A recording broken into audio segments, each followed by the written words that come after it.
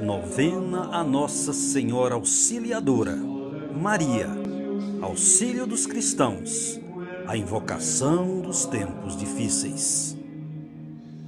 Terceiro dia, um degredo inaudito, um triunfo preparado por Maria.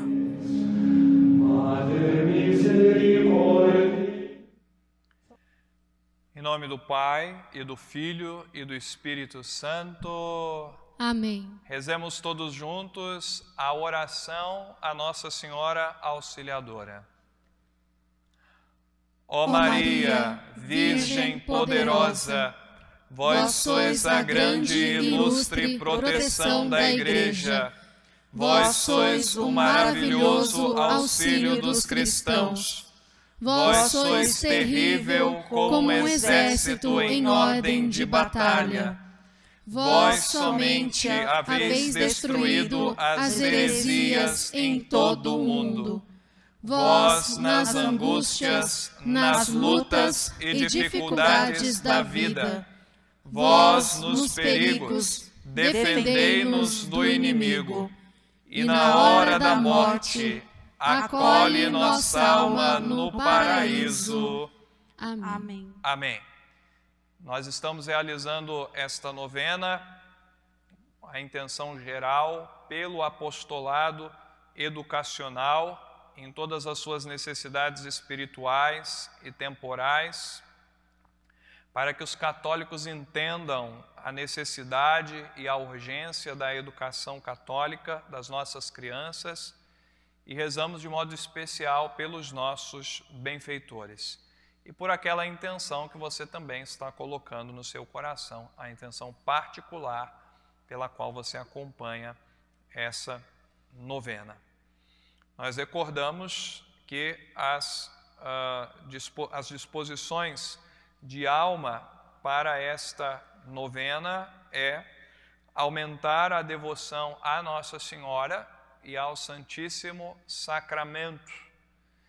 E, claro, comungar e confessar-se tão logo isso seja possível. Enquanto não, você faz a sua comunhão espiritual todos os dias, o seu ato de contrição. E também fazer o firme propósito de contribuir com as obras do apostolado educacional. Nós temos visto que esse título de Nossa Senhora Auxiliadora é um título de batalha, é um título de combate. A ela recorreram inúmeros papas e inúmeras gerações de cristãos, suplicando por defesa contra os inimigos invisíveis, mas também visíveis. Hoje nós vamos ver a instituição da festa de Nossa Senhora Auxiliadora. Nós retornamos na difícil passagem do século XVIII para o século XIX. Aliás, bem no início do século XIX. Estamos nos tempos da Revolução Francesa.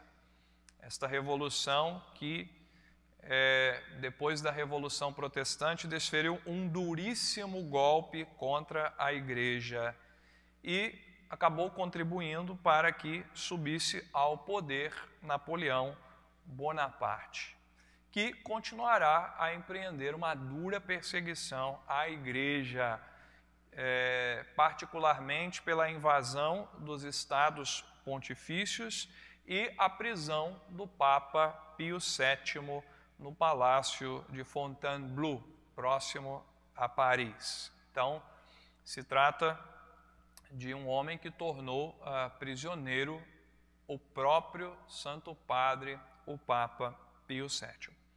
Qual que era a situação da Europa na passagem do século XVIII para o século XIX? Vamos ouvir o que um escritor daquele tempo disse. A França, a filha primogênita da Igreja, caíra na incredulidade. A Itália estava invadida e convulsionada. A Alemanha contaminada pelo iluminismo. A Bélgica incorporada à República Francesa revolucionária. A Polônia católica retalhada por 3 potências vizinhas. A Espanha e Portugal eram governados por ministros hostis, extremamente hostis à Igreja. Na Inglaterra e nos Países Baixos, os católicos eram minorias flutuantes e perseguidas. O catolicismo parecia em agonia. Disse-ia que Pio VI tinha sido o último Papa. Oradores irônicos, àquela altura, faziam a oração fúnebre da Igreja com frases blasfematórias. Como eleger um novo Papa num ambiente tão agitado e rebelde? Os cardeais estavam ou prisioneiros, ou deportados, ou dispersos em liberdade. Mas a Igreja é imortal e indestrutível. No ano de 1800, subia ao trono de São Pedro o Papa Pio VII. Quase simultaneamente, Napoleão Bonaparte ascendia ao poder na França, desde os escombros deixados pelas convulsões iniciadas pela nefasta Revolução Francesa. As intenções de Napoleão eram subjugar o pontífice ao poder temporal e submetê-lo como a um cidadão qualquer ao império. Pio VII, porém, era um homem profundamente religioso e todo devotado ao serviço da Santa Igreja. Napoleão, ao contrário, ainda que conservasse ares de religião vindos por parte de sua mãe, que o educara na fé católica, era fruto do seu tempo. Ele preferia uma religião natural e que principalmente servisse para confirmá-lo no seu poder. Então, desse modo, ele vai impor ao Papa uma verdadeira via dolorosa. Dentre as coisas que queria Napoleão, absurdas, ele queria ele próprio nomear os bispos ao invés do Papa. O Papa, por sua vez, ia apenas confirmar as escolhas de Napoleão. Os sínodos, que são aquelas reuniões regionais ou plenárias dos bispos, deviam ser aprovados pelo imperador. E ele ousou, de fato, interferir nessa organização da Igreja. Ele, inclusive, proibia aos prelados o uso de títulos honoríficos, como excelência, eminência, vossa reverendíssima, etc., e lhes impunham somente ser tratados por senhor, monsenhor, como qualquer outro cidadão daquele tempo. Quando ele foi nomeado imperador, quis que o Papa viesse até Paris para coroá-lo. O Papa, no começo, hesitou, mas depois acabou aceitando, porque ele esperava obter algum amortecimento, que ele mudasse de ânimo e de disposição. Que nada. Naquela altura, Napoleão foi sagrado, mas no momento da coroação, ele toma a coroa das mãos do Papa e ele mesmo coloca a coroa sobre a sua cabeça, o que foi uma grave afronta ao pontífice. Naquela ocasião ainda, ele quis segurar o Papa, prender o Papa em Paris e submetê-lo aos seus caprichos e desmandos. O Papa, prevendo as intenções de Napoleão, antecipou-se e tinha deixado em Roma a sua renúncia, caso dentro de 1 ano não voltasse à cidade eterna. Em 1805, o Papa volta então humilhado por Napoleão a Roma. E ele continua criando problemas. Mais adiante, quis que o Papa dissolvesse o casamento de seu meio-irmão. Diante da recusa do Papa por dissolver um casamento válido, ele mandou que os seus exércitos invadissem os estados pontifícios, anexando-os à França. Pio VII não tarda em lançar uma excomunhão sobre todos os usurpadores, desde o imperador até o menor dos soldados e súditos que cumprissem aquela ordem. Ao que Napoleão respondeu. O que ele manda fazer? Prender o Papa com 26 cardeais. Naquela altura, o Papa sai como prisioneiro de Napoleão. Está passando a imagem errada, essa daí era do final, que já é do retorno, né? Temos a imagem da prisão do Papa. Temos uma outra imagem, exatamente essa que está passando, em que ele é obrigado a sair de Roma como prisioneiro de Napoleão. Naquela altura, até Savona. Napoleão, por fim, desejava separar-se de sua esposa Estéril e alegava nulidade matrimonial. Ele obteve razão nos tribunais franceses, porém, naquela altura, os casos relacionados ao matrimônio dos príncipes era de competência papal. Assim, Napoleão contrai novas núpcias, mesmo sem o consenso do Papa. O Papa, àquela altura preso em Savona, continua a ser humilhado pelo imperador excomungado. Tudo foi tirado do Papa, papel, caneta, inclusive o seu anel. Napoleão tinha a intenção de fazer o Papa residir na França, porque ali ele ficaria ainda mais, e a igreja toda, sob os seus caprichos, né? Mas como a igreja não pertence a essa ou aquela nação, a esse ou aquele governo, a igreja é católica, ela é universal, né? Aquilo não podia acontecer, como de fato não aconteceria. Naquela altura, ele manda então que o Papa fosse levado a Fontainebleau, que é próximo a Paris. Seria, se tudo andasse conforme a vontade de Napoleão, a renúncia ao Estado Pontifício e ao poder temporal do Papa. Pio VII resiste.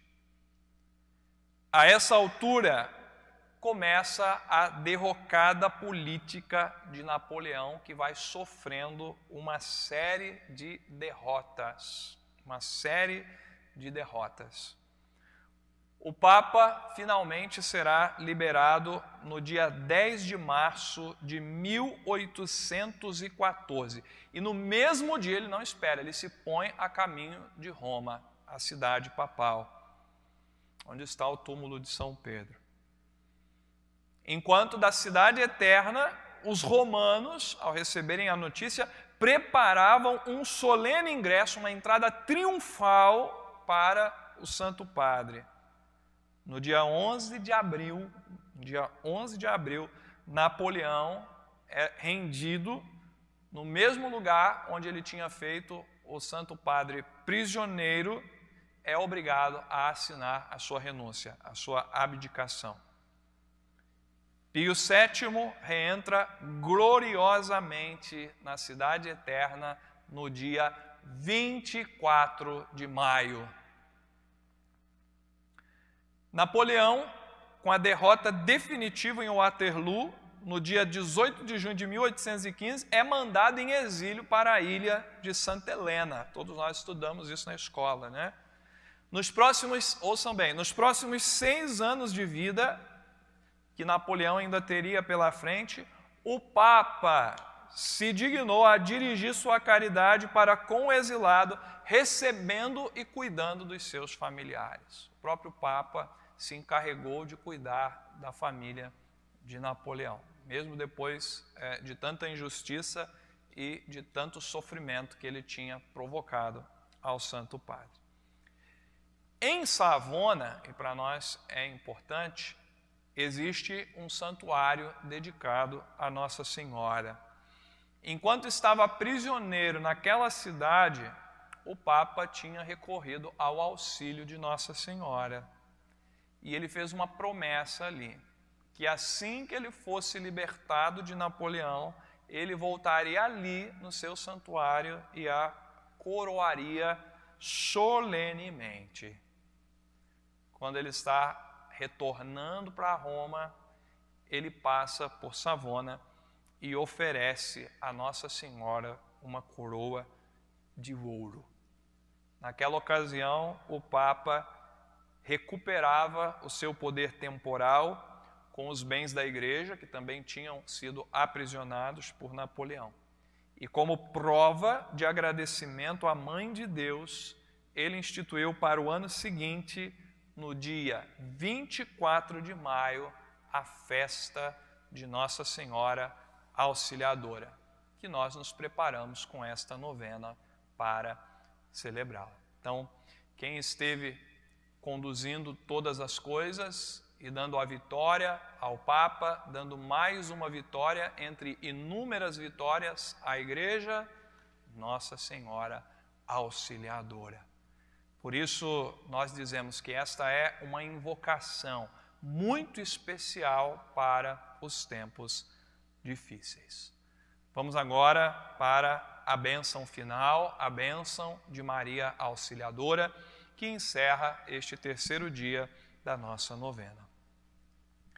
A nossa proteção está no nome do Senhor, que fez o céu e a terra. Ave Maria, cheia de graça, o Senhor é convosco, bendita sois vós entre as mulheres e bendito é o fruto do vosso ventre, Jesus. Santa Maria, Mãe de Deus, rogai por nós, pecadores, agora e na hora de nossa morte. Amém. A vossa proteção recorremos, Santa Mãe de Deus. Não desprezeis as súplicas que em nossas necessidades vos dirigimos, mas livra-nos sempre de todos os perigos. Ó Virgem gloriosa e bendita, Maria Auxilium Christianorum, ora pro nobis. Maria Auxilium Christianorum, Ora pro nobis. Maria Auxilium Christianorum. Ora pro nobis. Senhor, escutai a minha oração. E pela Mãe de Deus, chegue até vós o meu clamor. O Senhor esteja convosco. Ele está no meio de nós. Oremos. Ó Deus onipotente e eterno, que por obra do Espírito Santo preparastes o corpo e a alma da gloriosa Virgem e Mãe Maria, para que fosse uma digna habitação para o vosso Filho, concede a nós, que nos alegramos pela sua memória, de sermos libertos por sua intercessão dos males presentes e da morte eterna. Por Cristo nosso Senhor.